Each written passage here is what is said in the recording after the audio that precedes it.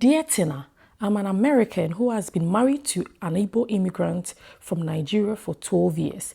We had a beautiful wedding in Texas where my family and friends gathered to support us, and his uncle, a priest, officiated the ceremony. With the backing of both our families, I believed we were destined for a peaceful and loving marriage. For many years, we truly were happy. I felt incredibly fortunate to have such an amazing husband, and together we raised 4 wonderful children. However, as the saying goes, ignorance is bliss. I was blissfully unaware of the changes lurking beneath the surface. One day, it felt as if a switch flipped. My husband went from being loving and attentive to a distant and cold. He became unkind and seemed to care less about me and our family. I couldn't understand why this drastic change had occurred. Concerned, I began asking questions. I wanted to know what was bothering him. For the first time since we married, I felt compelled to look through his phone, but he had locked it with multiple layers of passwords. Almost as if he were a secret agent. My curiosity shifted from what changed to what is he hiding. He became increasingly secretive, even sleeping with his phone tucked under his pillow. As an IT professional working from home, he started locking his office door and whispering in Igbo during phone calls, which only fueled my suspicions. I asked him numerous questions. What's going on, honey? Did something happen back home? Are we okay? His responses were always the same. Nothing is happening. Everything is fine.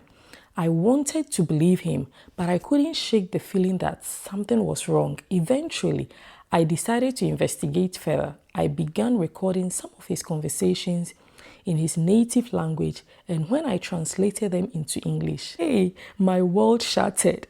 I learned that the man I had shared my life with for 12 years was planning to abandon our family to return to Nigeria, where he intended to marry a young woman. My heart sank further as I discovered he had other wives back in Nigeria, whom he had married through traditional ceremonies.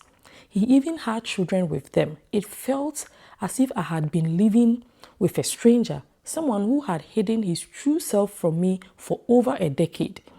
When I confronted him, he was taken aback. Who told you these lies? He stammered, fumbling over his words as he denied everything. Even now, he tells our children that what I uncovered is false, showing no accountability for his actions. When I pressed him about his infidelity and the promise he made to another woman, he accused me of invading his privacy. There is no more trust or respect in this marriage, he said. He even threatened to file for divorce himself if I didn't, which left me questioning my own reality. To gain clarity, I sought therapy. My therapist helped me understand that my husband exhibited narcissistic traits, refusing to accept accountability and instead playing the victim. I learned that I had been emotionally and financially abused throughout our marriage. It became clear that there was nothing left for me to fight for. When his family learned of the situation, they attempted to silence me. They advised me not to check his phone and insisted that I should cater to his desires, warning that if I didn't, another woman would. Marriage is sacred, they said, and we don't divorce in our family. Their expectation was for me to endure his deception and manipulation, just as many women in their culture have done. But I realized I could not tolerate that kind of emotional torture. The thought of snapping under the pressure and doing something drastic terrified me. When I finally decided to file for divorce, he was stunned. When the papers were served, he refused to open the door.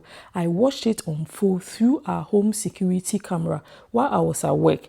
Now the divorce process has begun, but he continues to act sneakily. He tried to obtain a new passport to leave the country with our children, but I caught wind of his plan just in time.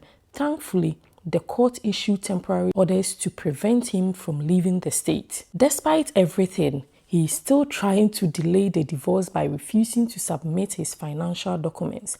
I've already submitted mine, and his lawyer is growing frustrated with him because his behavior is making her job more difficult.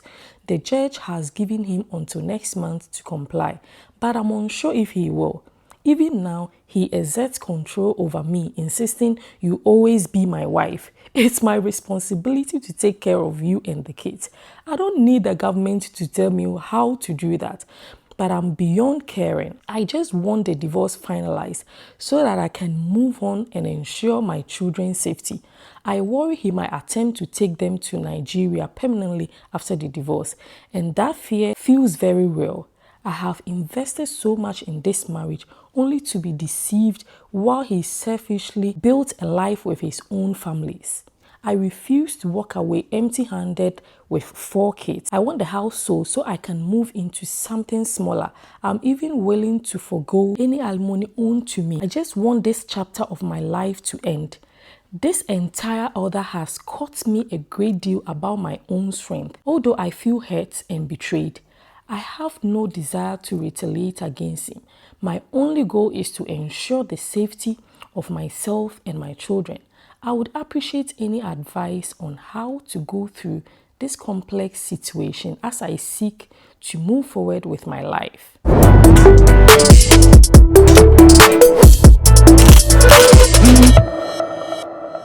So guys, I think sometimes the path to healing is fraught with challenges, but it's also an opportunity for growth and self-discovery. So as we reflect on her story, let's all try to come together to leave an advice for her in the comment section, or contact me directly as you've always done. How can we support those who find themselves in similar situations? Remember, your words could provide support and guidance to someone desperate in need. So let's all try our best to help. Until next time, guys, take care and keep the whispers alive.